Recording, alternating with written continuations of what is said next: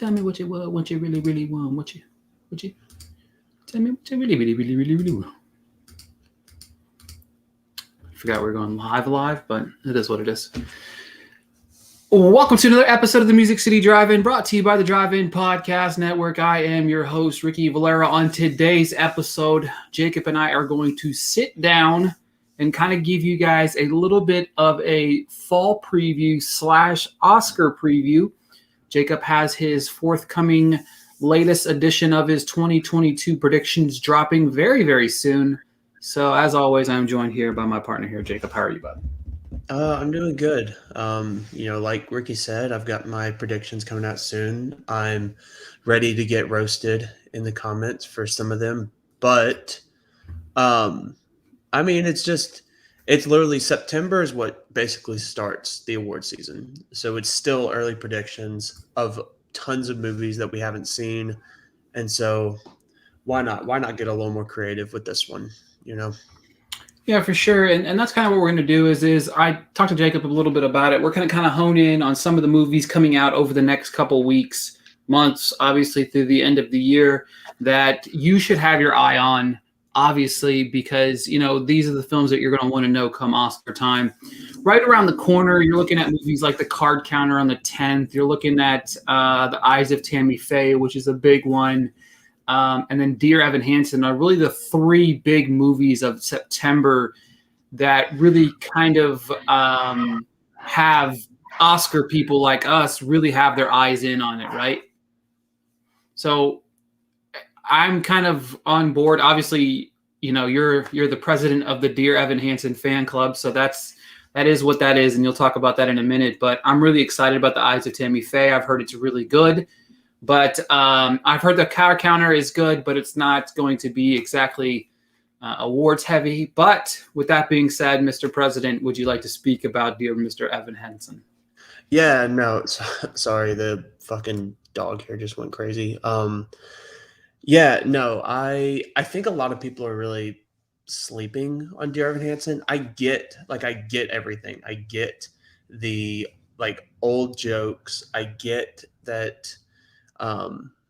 It's a little bit, it looks a little bit older or whatever. I get all that, but what's undeniable is the performances, which are absolutely unreal, and they were unreal. And that's why they won so many Tonys. That's why they won the Tony for musical and everything. You know, Ben Platt won the Tony for actor. I think he's still the youngest, actor winner who's won solo. And Julianne Moore's character, she wasn't in the musical, but her character won the Tony as well. And so I think there's a lot of potential there if done right, and that's the biggest thing. It's if done right. But I do know that a lot of the issues that people had with the musical and some of those kind of stuff are being touched on when it comes to the movie. So I think a lot of people are kind of sleeping on it, but they don't realize the power of the the potential of name recognition and how, this movie is going to do insane numbers at the box office. I really do believe that this movie will, whether good or bad, I think it will do very well at the box office because it's one of those crowd pleaser type of movies. It's one of those, movies to where everyone will go and they'll feel something and they'll cry and they'll enjoy it. Whether or not critics love it or not, I feel audiences are going to, really fawn over it. And I think that a lot of Academy people could, really love the performances. I think a lot of Academy people probably really loved the musical when the musical was out. And so that's kind of my thoughts on there. I understand a lot of people being a little hesitant on it, but I do think that there is a really good shot if, and this, again, a big if, the movie is good.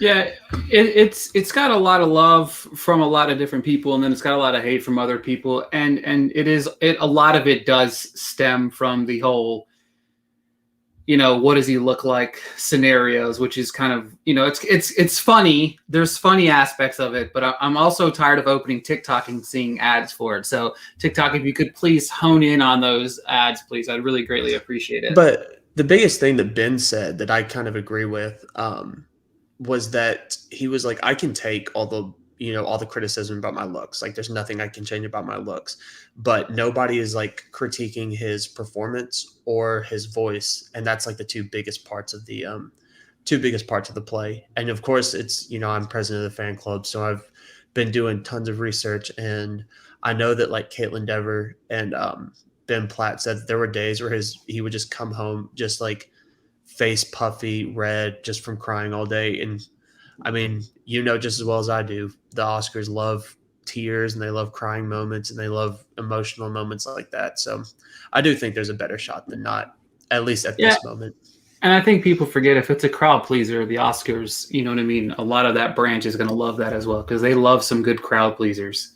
Especially in a year of 10, and in a year that after last year, they're probably going to want more people to watch. And it's like, what better way to get people to watch than, box office hits and stuff like that. Yeah, last year there was a lot of miserable films, like tonally wise, miserable films that were nominated, and I think that was one of the big reasons why. Which there's a lot of miserable tone films coming out as well, but I think that's why movies like Don't Look Up are going to play well as well, because I'm sure it's going to be that Adam McKay mixture of very serious but also kind of tongue-in-cheek kind of movie. But moving into October, we have some films that that look interesting. Titan's one of those films. What will this James Bond do? There's a lot of hype around that film, which rightfully so. I'm a big fan of the Bond franchise, but could this be finally the time that Bond gets some love from the Oscars, like big time love from the Oscars? We got Lamb, and then of course the one movie that we'll touch on in just a few minutes that we finally got the first trailer for, The Last Duel, which I've seen the trailer for now 42 times because of being in a theater, and I don't understand like why anybody really watches the trailer and thinks that this is going to be a good movie. I could be completely wrong. I've been wrong before about trailers looking bad. Of course, we have Dune, which we will see the first reactions of that film in the very, very near future. We got the animated Ron's Gone Wrong, The French Dispatch, and of course, The Last Night in Soho. The big film that I want to highlight right off the back is Mass. We've both seen this film. I saw it twice in a 24-hour period. It's one of the films that we both saw at Sundance, and I have not thought about that at least once a day for the past 9 months, like almost 9 months now. It'll be almost 10 months to the day of whenever it comes out, like 10 months time frame of when it come out from the last time that we saw it. And I'm ready to be absolutely emotionally wrecked by this film again. What about you? Oh yeah, no, I agree. I have gone on record saying like it's the most emotionally draining movie I've ever seen, just because of how it's shot and how it's all set up. Just in that one room, it's very claustrophobic. You're kind of stuck as like a fly on the wall in the situation where it's like you want to see what's happening, but you also don't think you should be seeing what's happening. And it's just kind of one of those things where I think it could potentially be one of the most important movies of the year if, and this is a big if, Bleecker Street gives it kind of the right push and makes it wide and lets people see it. I think this is something to where I think word of mouth could really help carry it, where someone goes to see it and they say, oh my God, like I saw Mass, it's super important, it's super relevant, more people go to see it, stuff like that. And so I think Mass has a really good shot when it comes to awards, and I think it has a really good shot when it comes to general audiences. It's just kind of like the whole how are people going to take it, and how is Bleecker Street actually going to push it? The funny thing about it was we just talked about the positivity, the uplifting story of Dear Evan Hansen, and then we go to a very very somber. It's crazy when you take the lives of two parents and you're looking at both sides of a school shooting. I think it's going to be a very divisive film when it comes out because of what comes with gun control conversations. But the one thing that I did appreciate about the film, it didn't get super political. It does in certain aspects, but I really don't feel like that was the forefront of the conversation. It does get brought up. I've been on record, and I know you're on record with a lot of this film as well, but and down, it should be right now. And this is the thing that what we Mhm. can really preach about this film is we've seen this film. This is one of those, a lot of these other films, the Dear Evan Hansen's, the Nightmare Alleys, the rest of the slate that we're going to talk about, we really haven't seen yet, but this is the one that we really can, throw a home run around. I think Frank Kranz, I really do feel like his screenplay, I'm not, the one thing that I'm not enamored by the direction. I thought it was good, right? The direction Mhm. is good, but I also feel like it's very simplistic in the way I really don't feel like that's an avenue of which we could really kind of hone in on. But the screenplay, though, I'd love to read the screenplay, to be honest with you. Mhm. I'd love to kind of dissect that because it's got powerful moments in between. Like the whole film's powerful, but there's certain moments that you watch and you kind of try to highlight in your head that like it's a mind-blowing movie. It really is. Yeah, no, I agree. And I think it's like you said, like the screenplay, and just the nature of what this film is, it's got really those powerful moments, but it also has like people speaking over each other, and it's got like back and forth dialogue. Like you said, I would really love to see how he like formats the entire screenplay. If he's got like, multiple people speaking at once. I mean, it's for some of it, it's just like a yelling fest. And it's a build and build and build. Um, and there's never really that release. I do like that you said, it's not political, and it's interesting because it does toe the line with being political, but then it really does give you both sides. Like, I'm not going to like spoil anything, but it brings up the whole idea of video games, and it has one person it has one of the two members who is really harping on like violent video games, and then it kind of gives you like both aspects of that just in itself. And I think, like you said, Ann Dowd, I think as of right now, she's my winner. I think she actually has the best shot of like making it through the season and winning in the end. Um, Jason Isaacs, I do have in my top five. I don't have him as winning right now, but I think he could. I think if he gets enough love behind him, I think there's definitely a shot for him when Yeah, I guess March comes. yeah, it's really interesting. I think this one more than anything is how the film's perceived is going to Mhm. be one of those. Like how does the Academy watch this, and do they watch it, right? You know what I Mhm. mean? Like a lot of the films we heard that last year, there were certain films that they didn't watch or they might not have watched, and like I said, this tone it's rough, it's very rough, but I'm hoping that the Academy does the right thing and watches the damn thing. You know what I mean? Yeah, no, I agree. Real quick before we move on, where do you have Mass placed in some of those top categories right now? So right now, I still personally have Mass as a fringe or like one of the lower, like 7, 8, 9 of Best Picture. I have it in supporting actor and actress, and I have it in screenplay. I think, if anything, I think the acting. I really do think Jason Isaacs and Ann Dowd, especially Ann Dowd, should be just like that. Should just be a no brainer. They should be in. The screenplay, it really just depends. I don't think there's much chance for director, even though I personally love the direction. I think it could have easily been a very play-esque type of movie where it like felt like a one act play. Um, but it really did still feel cinematic. And I think ultimately it has enough going for it to take it into picture. But it really is just all depends on how Bleecker Street um, pushes it, But you see in the first trailer, they really are pushing like the awards aspect of it, which is nice. Yeah, the first trailer is something you and I talked about 100 times. I was terrified. I didn't want them to show too much, but I wanted them to give enough away about the film to really highlight it. And we've talked about this before, the importance of film festivals, because all you see throughout this trailer in between these moments is highlights of the accolades that the movie received once it was released at Sundance. Like it's a film that was loved by, I'd say, 95% of the individuals that saw the film at the festival. Dune, I really don't. I mean, we could talk about Dune, but I'd rather not. I mean, Dune's Dune. It's going to be one of those films that I It's the really Mad feel like, Max of the year. yeah, I mean, I'm sure it's going to be visually cool. I'm sure the direction's going to be good because I love Villanueva, but I just really find it hard to really consider this as a strong, strong, strong contender. A, for its runtime. Okay. That's going to be a struggle for a lot of individuals. And B, I don't know. Villanueva also doesn't have a really great track record with the Oscars. But, but with that being said, we got Last Night in Soho transitioning into November.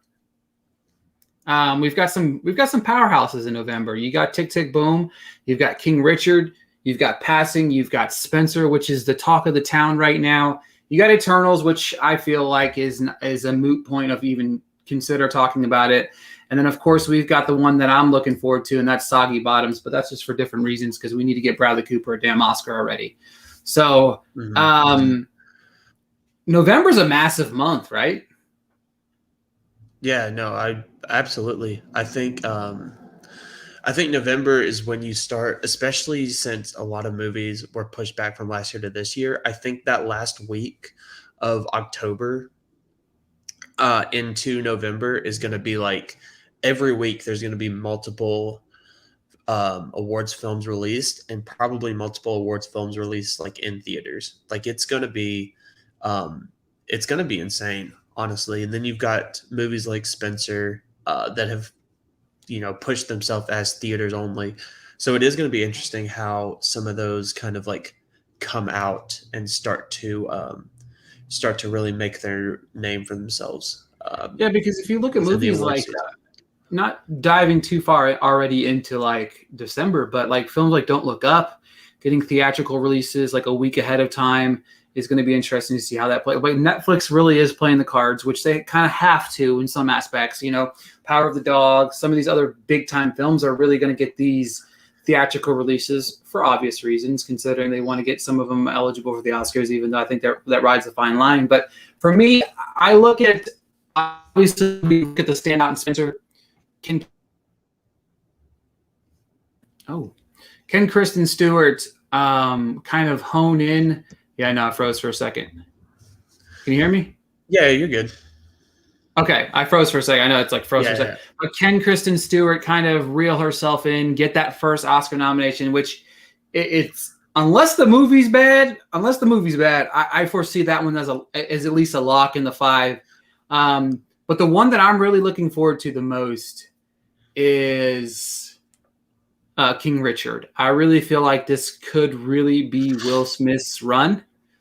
We've talked about it a little bit with his campaigning around, social media already before the movie's way long before the movie's even coming out. But I'm excited for it because the film does look good.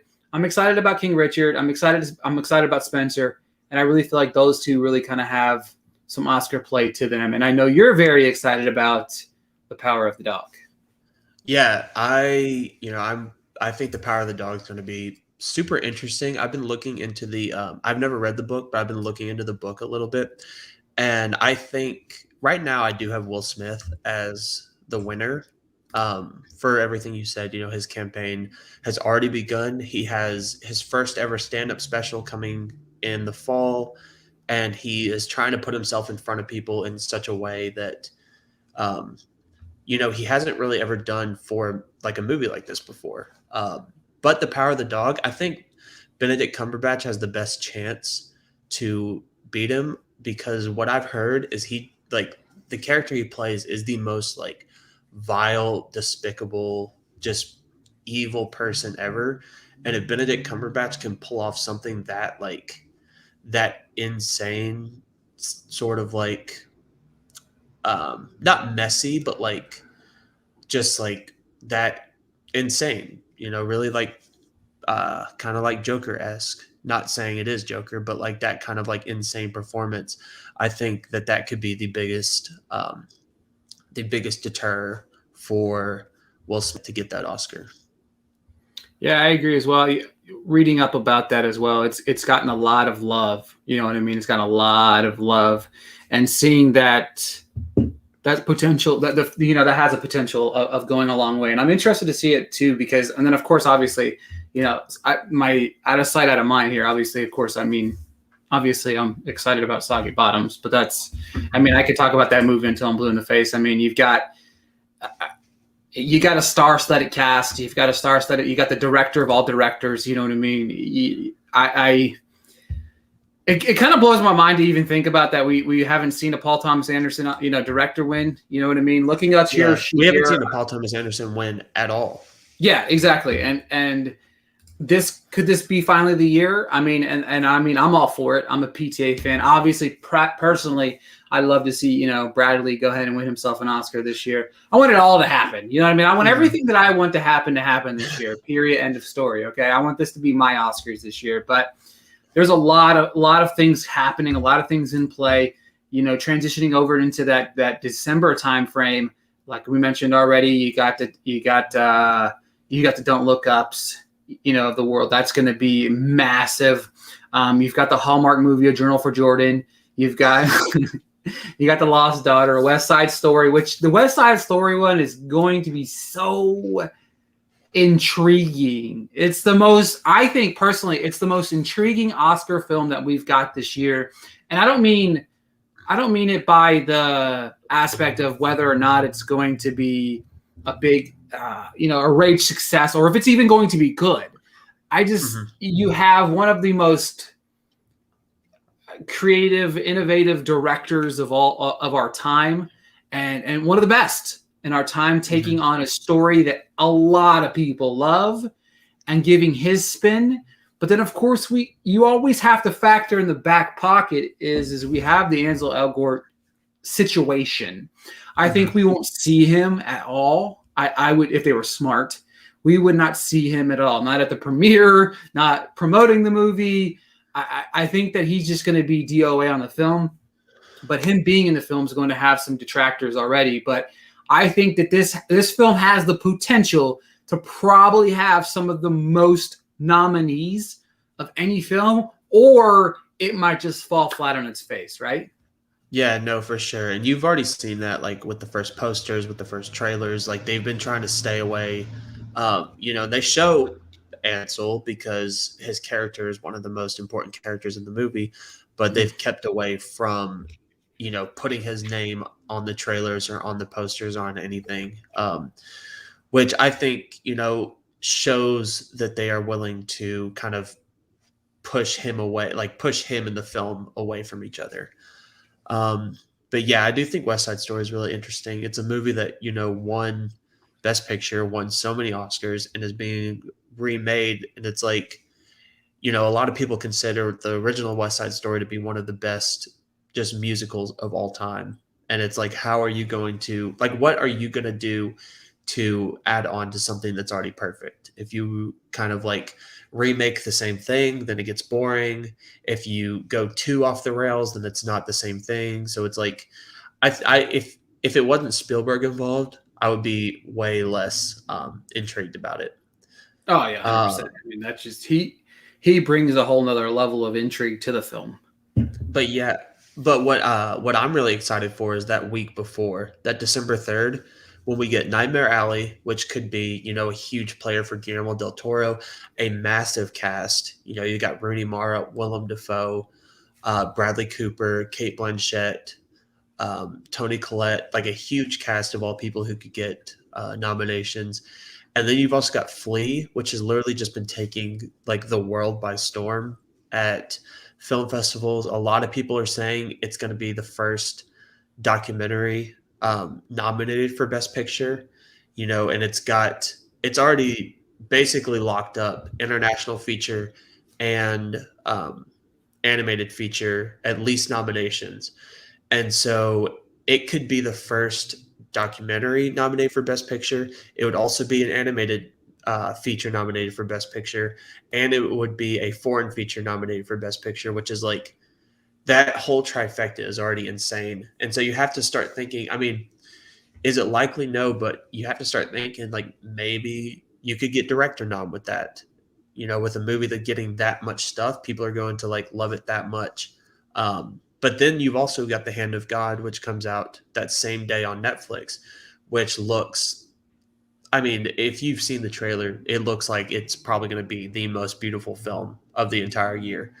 And it's supposed to be a very personal movie. And I know a lot of people have um, Paolo Sorrentino. I think that's how you say his name. I know a lot of people have the director in their top, like 3 to 5 for best director, and I think that could be a big telling of how a lot of the award season is going to go, especially with the international films, because the past few years we get that kind of international director slotted into the best director spot, and a lot of people are thinking maybe that could be The Hand of God this year. So I think that week's going to be really interesting, having all of Flea, Nightmare Alley, and The Hand of God release. Yeah, and I completely skipped over a movie, and I didn't mean to. My apologies. It wasn't on my list, and Jacob didn't fix it. I'm going to blame him. But obviously, we didn't get around to talk about House of Gucci. I thought you were going to say Spider-Man. Yeah. Spider-Man. Yeah, that's going to be an Oscar winner. Yeah, just like Cherry was. All right. So with that being said, House of Gucci, we'd be stupid not to talk about it. Driver, Gaga, both in the mix to really kind of highlight themselves. Of course, we'd be crazy not to talk about this guy entering the fray of the Oscar season as well. Jared Leto is back in the conversation, potentially.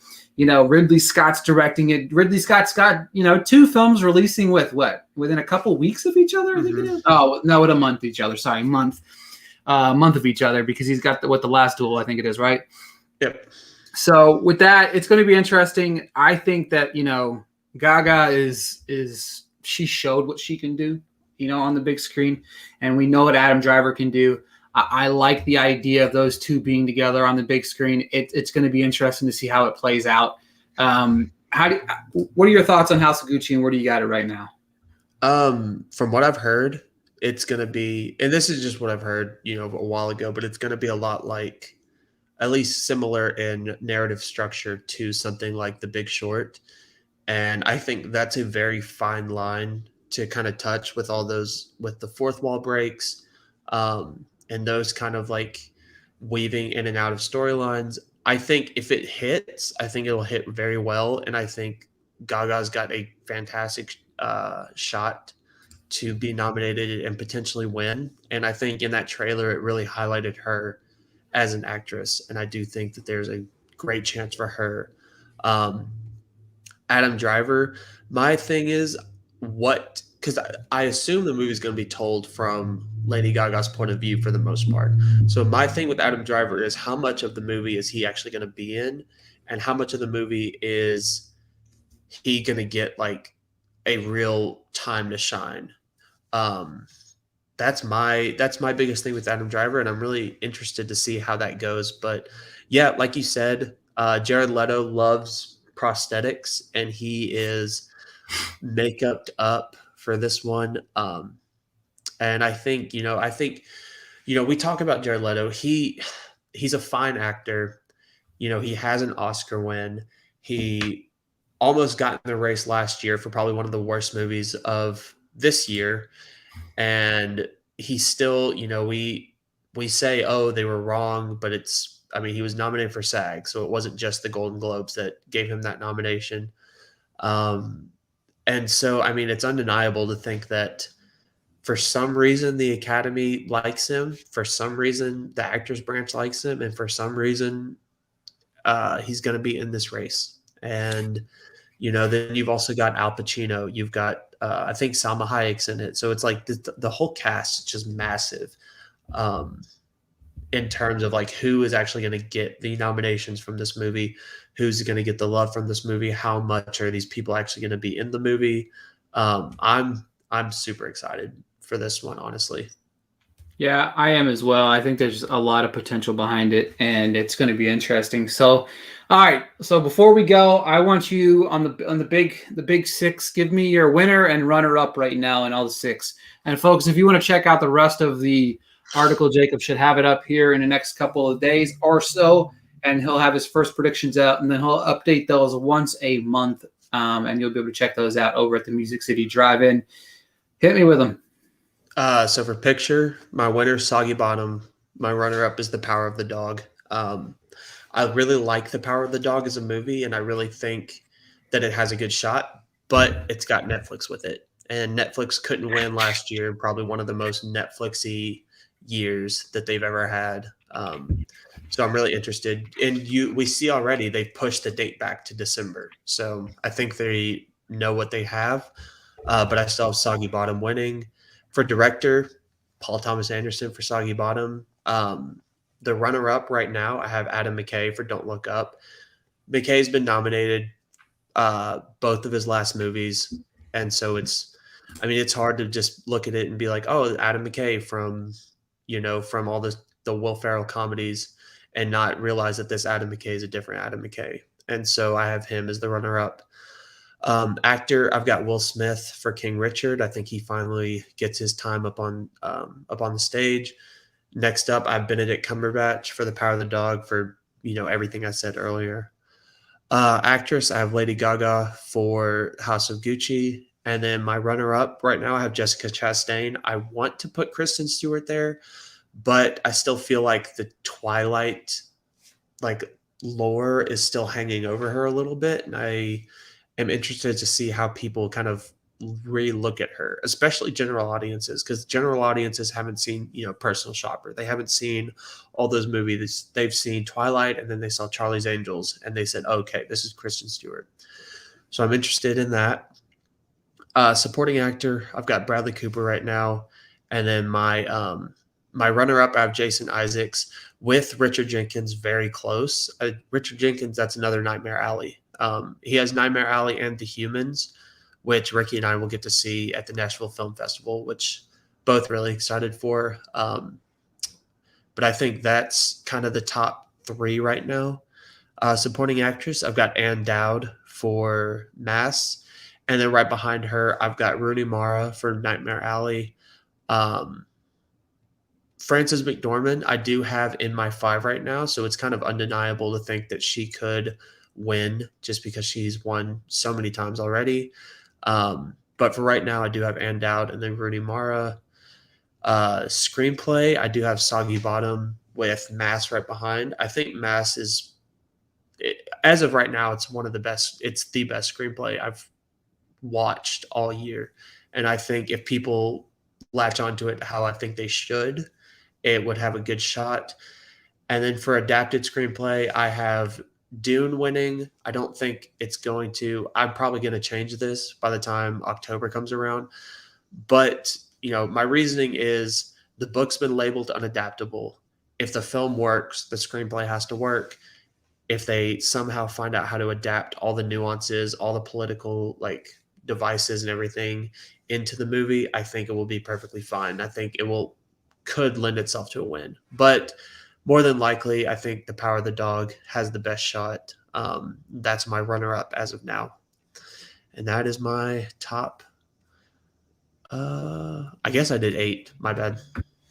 Hey, it is what it is. You can do whatever you want to do. No, I'm interested to kind of see how it kind of unfolds. We do have some big Oscar-worthy movies playing at some festivals over the course of the next couple of weeks.